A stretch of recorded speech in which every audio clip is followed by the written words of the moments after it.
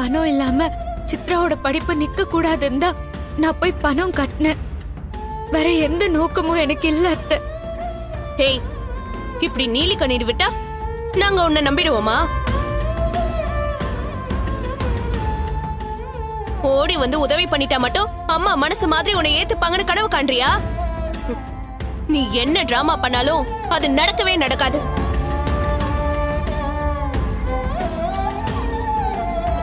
என்னங்க இவ? வித்யா, இவகிட்ட எதுக்கு அனாவசியமா பேசிட்டு இருக்க? முதல்ல நான் சொன்ன வேலையை போய் செஞ்சுட்டு வா. பணத்தை இவன் மூஞ்சில தூக்கி விட்டு எறிஞ்சாதான் என்னால நிம்மதியா இருக்க முடியும். வித்யா நில்லு. நகையெல்லாம் எதுவும் அடமானம் வைக்க வேணாம். அம்மா, சித்ராக்கு நான் பணம் கட்டினா அதை எப்படிதான் திருப்பி தரணும் சொல்வீங்களா? அந்த மாதிரி தானமா இதுவும்.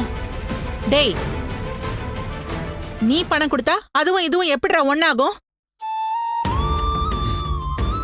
நீ என் பையன்டா. உன்கிட்ட பணம் வாங்குறதுல எனக்கு எந்த அவமானமும் இல்ல. ஆனா இவகிட்ட கையேந்து நிக்கிறது அசிங்கம்டா.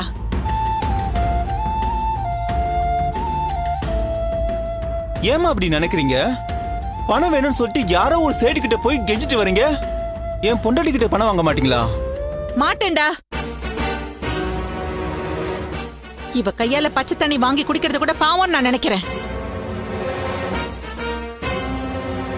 எனக்கு ஒருத்தி வேண்டாதவனா வேண்டாதவதான். கடைசி வரைக்கும் நான் அப்படிதான் இருப்பேன்.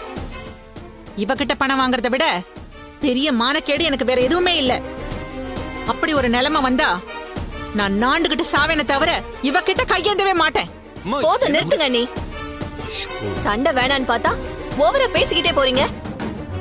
செஞ்ச உதவிக்கு நன்றியோட இல்லனா கூட பரவாயில்ல, இப்படி வாய்க்கு வந்தபடியெல்லாம் பேசாதீங்க.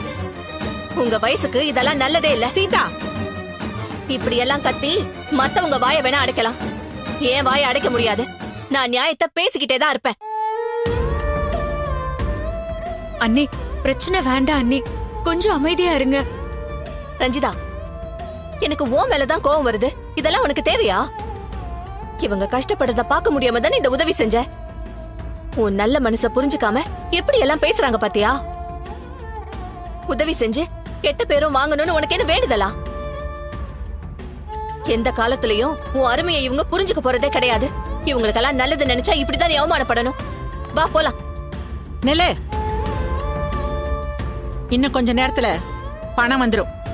வாங்கிக்கிட்டு ஒரேடியா ஓடிடு. இதோட இதெல்லாம் நிறுத்திக்கோ. அண்ணி, இப்ப வாங்கின பணத்தை கொடுத்துட்டா எல்லாமே முடிஞ்சிடுமா? இவ இந்த குடும்பத்துக்காக எவ்வளவு செஞ்சிருக்கான்னு தெரியுமா? அது எல்லாத்தையும் உங்களால திருப்பி தர முடியுமா? அண்ணி,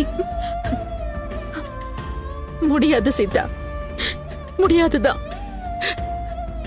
அதுக்கு துப்பில்லாத நிலைமையிலதான் சாமி என்ன வச்சிருக்கு. அம்மா, என்னம்மா ஏமா அந்த மாதிரி எல்லாம் பேசுறீங்க? டேய், இவ என் குடும்பத்துக்காக எவ்வளவு செலவு பண்ணான்னு கணக்கு போட்டு கொடுக்க சொல்லு. நான் என் தலையை அடமான வச்சாவது நான் அத மொத்தத்தையும் கொடுத்துடுறேன்.